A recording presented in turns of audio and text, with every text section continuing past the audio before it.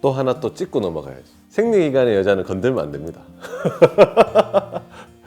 절대 가까이도 가지 마시고 건들면 안 됩니다. 아 진짜로 건들면 안 됩니다. 아파요. 저도 자궁이 없기 때문에 정확하게 모르는데 그를 이제 의학으로 배운 사람 입장에서 봤을 때 생리기간만큼 힘든 게 없어요. 생각해봐요. 맨날 피가 쏟아진다고 생각해봐요. 얼마나 힘들겠어요. 생리기간 동안 무슨 패드를 한다든지 그런 걸 관리를 한다든지 이런 것도 또 좀 되게 힘들고 안 좋아요.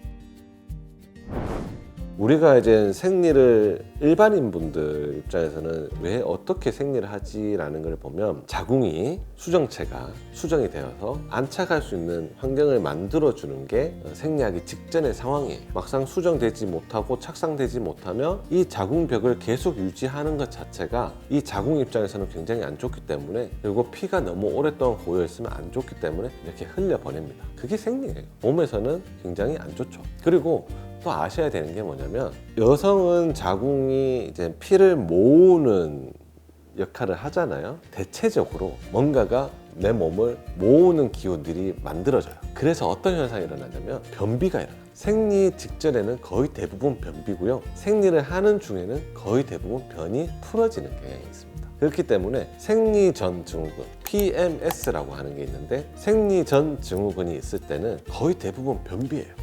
그 상태에서 배는 빵빵하고 대변은 잘 안 나오니까 여기도 아프지, 그런데다가 자궁은 땡땡하게 부어있지, 그러니까 터지기 직전 상태였다는 거죠. 그러니까 얼마나 땡땡하겠어요. 그런 상태에서 그때가 제일 힘든 거죠. 그러니까 생리할 때는 옆에 가면 안 돼요. 그래서 보통은 생리 직전이 힘든 사람이 이런 케이스고, 또는 자궁 자체가 많이 순환도가 좀 떨어진다든지 작은 근종이 있다든지 이런 경우에는 출혈이 일어나면서부터 통증이 심해지는 경우도 있어요. 1일차 때 제일 힘들다, 2일차 때 힘들다고 하는 분들이 자궁 내 상태가 좋지 않은 경우가, 그런 경우도 있고, 출혈량이 너무 많으면 당연히 출혈을 하는 기간이 힘들어져요. 케이스가 굉장히 다양하고, 어려운 말로 얘기하는 것보단 쉽게 말하면 땡땡하게 부풀어져 있던 것들이 이제 탈락되는 과정에서 나타나는 그런 일련의 과정들이 통증으로 나타나는 거다, 이렇게 이해하시면 되고요. 생리통도 하나의 근육통으로 보셔도 되거든요. 자궁도 결국은 하나의 근육들에 쌓여져 있기 때문에 얘들이 근육이 땡땡하게 부풀었어요. 그럼 내가 만약 예를 들어서 산에 갔다 와서 종아리가 땡땡하게 부풀었단 말이에요. 아플까 안 아플까? 아프죠. 그런 것들이 땡땡하게 부어있으니까 너무 아픈 상태, 그게 이 안에서 있다고 생각해봐요. 아픈 거예요. 그렇게 이해하셔도 되고, 우리가 생리통이 있을 때 허리가 아프죠. 여성분들도 잘 모르세요. 본인은 잘 알지, 내가 생리통이 있으면 허리가 아프다라는 거를. 사실은 아래 복직근 쪽에 곽인장으로 볼 수 있어요. 특히 이제 아래쪽 치골 위쪽 복직근이 많이 곽인장되어 있는 분들은 이 허리 통증을 옵니다. 연관통이라고 하는데, 복직근의 곽인장은 아래 허리 통증으로 가거든요. 실질적으로 병변은 복직근에 있는데 연관통은 이렇게 허리 쪽으로 오는 경우들이 있어요. 생리통이 심한데 허리가 아프신 분들은 이 아래 복직근을 풀어야 돼요. 자, 그럼 여기서 또 말씀드리면, 생리통이 있을 때 어떻게 해야 되냐면, 엎드린 상태에서 상체를 들어 올리는 자세를 취하시면 돼요. 다시 말하면 그냥 아랫복직근을 스트레칭하는 것만 해주셔도 굉장히 좋아요. 사람은 아프면 움츠리게 됩니다. 근데 움츠리면 그 근육은 점점 더 두꺼워지면서 통증을 더 만들어요. 그래서 그거를 늘려줘야 돼요. 늘리려고 하면 차가운 것보다 따뜻한 게 좋겠죠. 그래서 아랫배를 좀 따뜻하게 해주면서 엎드린 상태에서 치골을 바닥에 대고 상체를 쭉 들어서 넓히면 여기가 늘어나겠죠. 그렇게 하면 통증이 조금 줄어요. 여성분들이 너무 힘들면 그거라도 좀 하시라는 거예요. 약간은 너무 아프다고 웅크리지만 마시고, 진통제만 드시지 마시고 따뜻하게 하시면서 상체를 좀 늘리면서 이 아랫복직근이 많이 스트레칭이 될 수 있도록 해주시는 게 좋습니다. 그리고 생리통이 있다거나 PMS가 심하다거나 하시는 분들은 평소에 대변 건강을 신경 쓰셔야 돼요. 왜냐면 생리 전에는 거의 대부분 변비 양상이 많이 오거든요. 생각을 해보세요. 우리가 대장이라고 하는 거는 복부의 전반적으로 돌아서, 특히 좌측에서는 S자 결장, 직장으로 이렇게 내려가면서 자궁 있는 부위의 공간을 어찌 보면 막아주는 현상을 만들 수밖에 없어요. 거기에 만약에 이제 변이 많이 차여 있다면 자궁이 늘어날 수 있는 공간을 막을 수밖에 없겠죠. 변이 원활해진다면 자궁이 팽창될 수 있는 공간을 좀 확보해 줄 수 있다. 그냥 단순히 그렇게만 생각하셔도 돼요. 그리고 잘 버려지면 훨씬 복부가 편해요. PMS가 있다든지 생리통이 심한 분들은 대변을 잘 볼 수 있도록 좀 노력을 해주시면 돼요.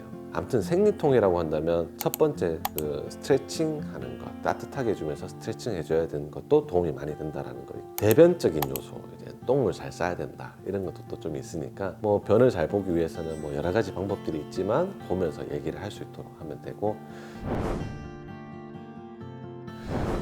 제가 한의학적으로 이제 진료적인 면에서 생리통 환자들을 볼 때는 어떻게 보냐면 가장 중요한 개념 중에 한 가지가 어혈이에요. 어혈. 피 찌꺼기라고 표현을 하거든요. 직역을 하면 죽은 피인데 약간 정상적인 피의 기능을 잃은 피를 보고 죽었다 라고 표현을 해요. 우리가 생리라고 하는 거는 자궁 내에서 피가 모였다가 빠지는 과정 중에서 흐르는 물은 썩지 않지만 고인 물은 썩죠. 그런 과정 중에 하나예요. 우리가 자궁 내에 피가 모였다가 빠지는 과정에서 빠질 때 싹 잘 빠지면 좋은데 싹 못 빠진 거죠. 좀 남아 있었던 거야, 그 전에 게. 그러면 그런 것들이 다음 생리 때 나오는데 어혈이 되어서 나오는 거죠. 고인물 같은, 썩은 물 같은 그런 느낌이거든요. 어혈이라고 하는 것도 일종의 그런 거예요. 정상적으로 잘 빠지지 못하고 뭔가가 약간씩 고여있는 그런 것들이 자꾸 쌓이면 몸에 안 좋거든요. 대표적으로 피부가 안 좋아져요. 입술색도 좀 검어지고, 그리고 알게 모르게 이상한 통증들로 막 나타나고, 피부도 좀 색이 안 좋아져요. 지저분해진다? 그런 것들이 많이 있습니다. 그래서 어혈을 제거하는 것들도 좀 중요하고, 막상 치료를 할 때 어혈 치료하는 처방들이 써보면 거의 대부분 대변이 좋아져요. 아까 전 것도 일맥상통한 면이 있다고 보실 수 있을 것 같아요. 어떤 경우에는 약을 먹고 뭐 따뜻하게 하는, 내 몸은 자궁을 따뜻하게 해주는 보약을 먹어야 된다. 맞습니다. 보약이 필요한 사람은 보약을 먹어야 됩니다만 다 그런 건 아니에요. 다 그런 건 아니고 여러 가지 케이스 중에서 생리통이 오는 경우들이 있기 때문에 그거 잘 보셔야 되고요. 거기에 따라서 진료를 받으시면 됩니다. 생리통은 사실은 굉장히 여러 가지 원인으로 와요. 생리통을 그냥 생리통, 병 하나 이렇게 보는 게 아니에요. 사실은 이것 또한 뭐냐면, 생리통이라고 하는 것도 병의 범주가 굉장히 넓은 것 중에 하나예요. 생리통 하나를 병으로 볼 것이냐, 아니면 이것도 하나의 증상으로 볼 것이냐 라는 것들이 있기 때문에, 아까 전에도 말했듯이 생리통이 나타나는 원인들은 여러 가지가 있어요.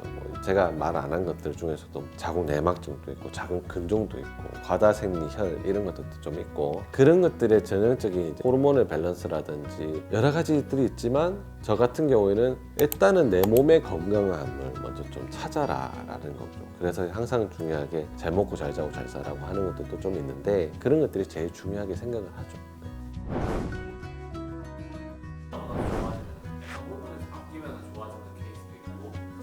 여자들이 보통 그런 거를, 저는 제 여동생이 있으니까 물어봐요. 이게 생리통이 간혹 이제 출산 이후에 사라지는 경우가 있거든요. 그게 뭐냐면, 쉽게 생각하면 몸속에 어혈 다 빠진 거예요. 리셋한 거예요, 리셋.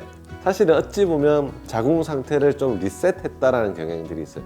그런데 그러면은 출산하고 나면 다 생리통이 다 사라질까?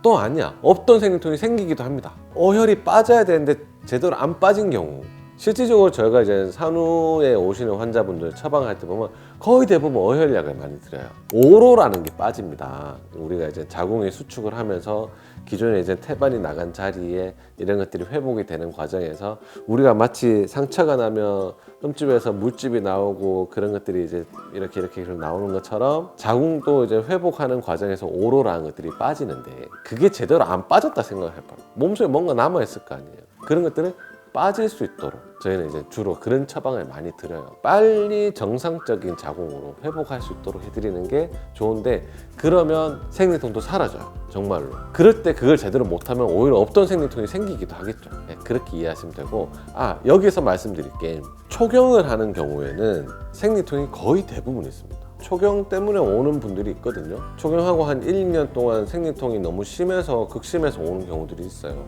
그런 경우에는 사실은 저희도 이제 여러 가지 면을 좀 많이 보긴 하지만 약간은 일반적인 케이스라고 저희 또 얘기를 합니다. 왜냐하면 자궁이라든지 난소라든지 이런 것들이 성장이 좀 미성숙된 그런 경우도 좀 있기 때문에 조금 더 지켜보시면서 제가 말씀드렸던 스트레칭이라든지 하복 쪽을 좀 따뜻하게 해준다든지 그러니까 좀 경과를 좀 보시는 게 좋고, 당연히 몸에 안 좋은 음식들은 최대한 버리셔야 되죠. 그래서 제가 가장 강조하는 것 중에 한 가지가 어떤 증상에 대해서 이거에는 이게 좋습니다. 여성들 자궁에는 다 그놈의 익모초 좋다라고 다들 얘기하는데 좋은데 너무 판단 없이 좋다라고만 생각하시면 안 되고 거기에 필요한 것들이 좋아요.